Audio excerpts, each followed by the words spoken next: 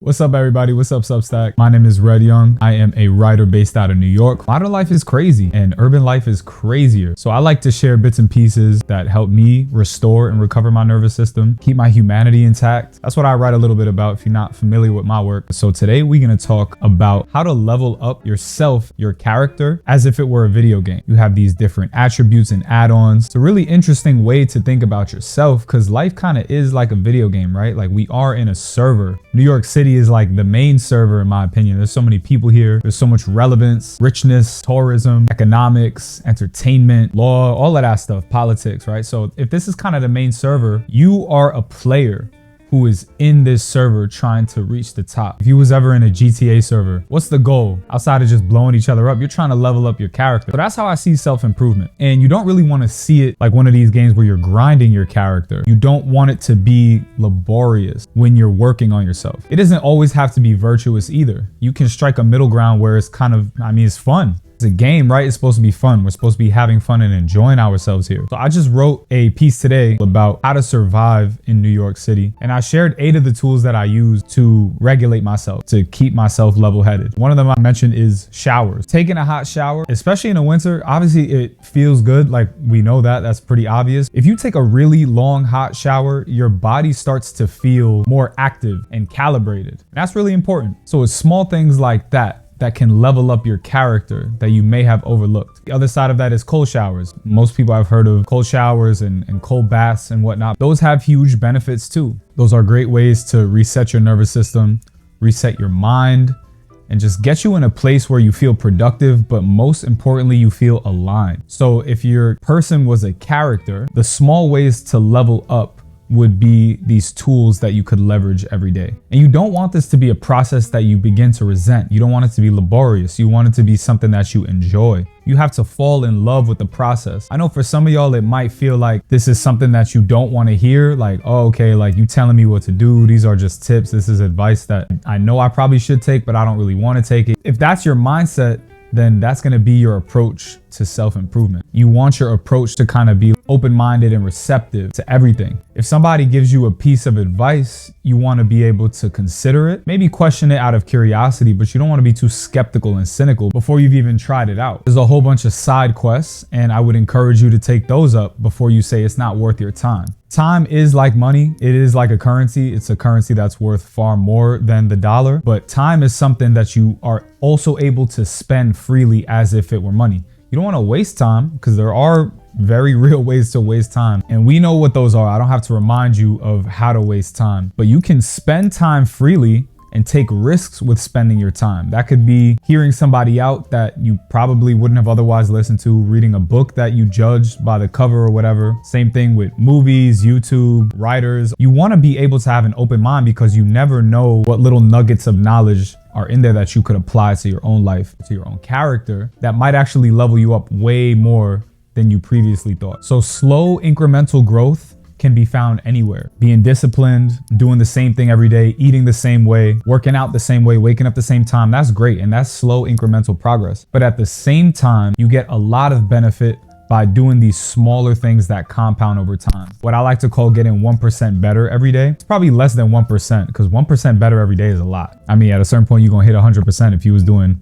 1% every day. But the point is that you want to find little things that elevate you in ways that you may have previously overlooked. I can't stress that enough. Keep an open mind when it comes to people, when it comes to advice. Everything kind of comes to you in life for a reason. You attract what you are. You magnetize the situations and the people that are there to teach you lessons. So if you don't learn from them, maybe you're not looking for the lesson. So keep your eye out for these little lessons and these little upgrades, these level ups that are kind of in these side quests and these side people. So those are the small things, but what are the big things that you can leverage to level up your character? The number one thing, especially in New York, especially in urban areas, densely packed areas, is other people. You want to be surrounded by other people who are doing things, not bums. You don't want to be around people who are doing nothing because they will drag you down too. Negative energy is mad real. People's habits will affect you. You are the sum of your 5 closest people, they always say. So I like to be around people who are working towards something, people who believe in something that's bigger than themselves. And quite often, those people have pretty good habits. So when people around me have good habits, they bleed onto me.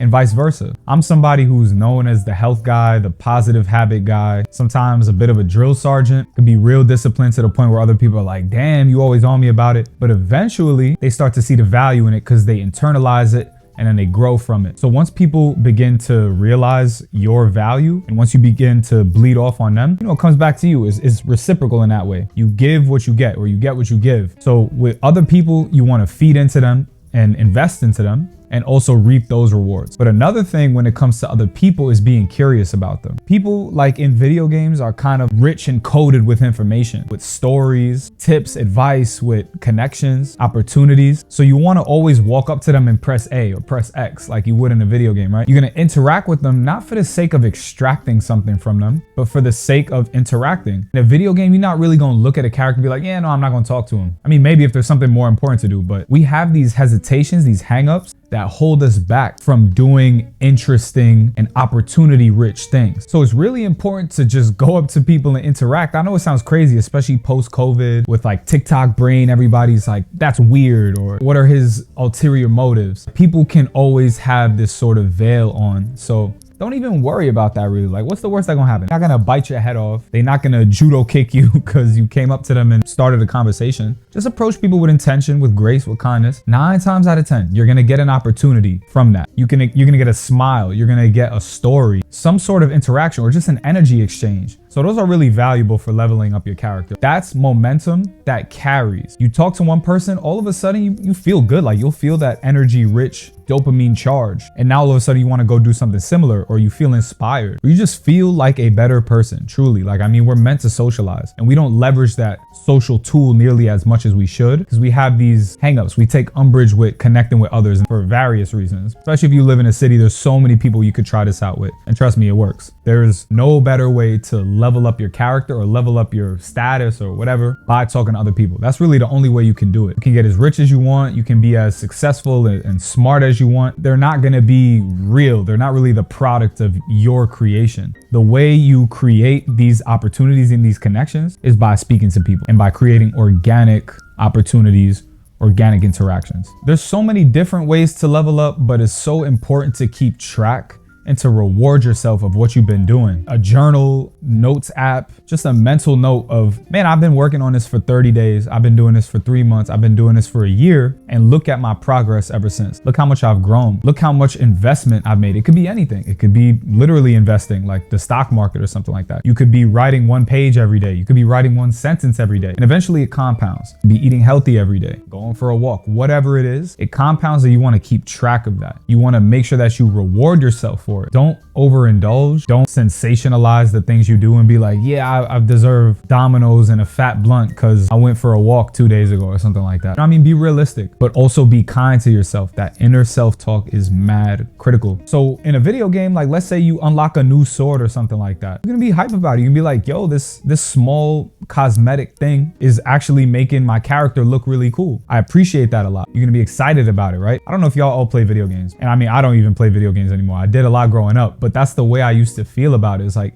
the smallest little things in the game would make me feel good because I unlocked it. My effort and my merit unlocks something. It's an achievement, you know what I'm saying? And even on Xbox, there were these achievements that were hard to get. And in real life, you don't always need to get these achievements that you share on LinkedIn, like a certificate or your PhD. You don't gotta be all that. It can be the really small, simple things. And when you reward yourself after setting small goals, you will be surprised at how good you feel about yourself and your character as you're leveling up and progressing through the world. Last thing I'm gonna leave y'all with is rest and recovery and meaningful detachment. I'm gonna explain what that means because it's so important. Like everything I've been saying is about 50% of the game, right? Of your character. But the other 50% is rest and recovery and being separate from all of this. So you don't always want to be on and productive and like leveling up all the time. You know what I'm saying? You want to half the time be taking a break, chilling, meditating, praying, doing nothing. Like there's so much value in just detaching and reflecting on what you've already done, or kind of just doing nothing, letting your brain do whatever it wants. That's something that in meditation they say, like towards the end, after you've been doing all this cognitive focus and visualizing all of that, when you're meditating, you let your brain do whatever it wants. What does your brain want to do? Sometimes it just wants to sit there and kind of pulse. It wants to think about something else, wants to visualize something pleasant, whatever it is, do that. That's super valuable. As it comes to recovery for your nervous system, you want to take days off from working out. Simple as that. You want to take days off from socializing if that's something that overwhelms you. If you feel recharged by socializing, by all means, go ahead and do that. And when I say meaningful rest, I don't mean like doom scrolling and just kind of brain rotting your life away. Sometimes that could be helpful for literally recovering, but that drains you as well. It's a slow dopamine drip that eventually puts you in a trough that's hard to climb out of. I wouldn't recommend that as your reward or your rest. Read a book or stretch, something calm and therapeutic. Cleaning. You get a lot of dopamine from doing dishes, and I'm learning this. I'm like, wait, I feel pretty good after doing a thing that I was procrastinating on for a long time. So I would definitely recommend y'all to detach, take some time away. Be like one of those monks. Like, you see how they go long periods without doing anything? They're not speaking to anybody. They're just sitting there. They're doing something by doing nothing. You know what I mean? Like active recovery. And it's meaningful. That's why I said meaningful recovery, because there's meaning in that sort of detachment. And don't confuse that for avoidance or anything like that, because it's not. It's just about being proactive and making sure you can make it to the next day. You know what I'm saying? So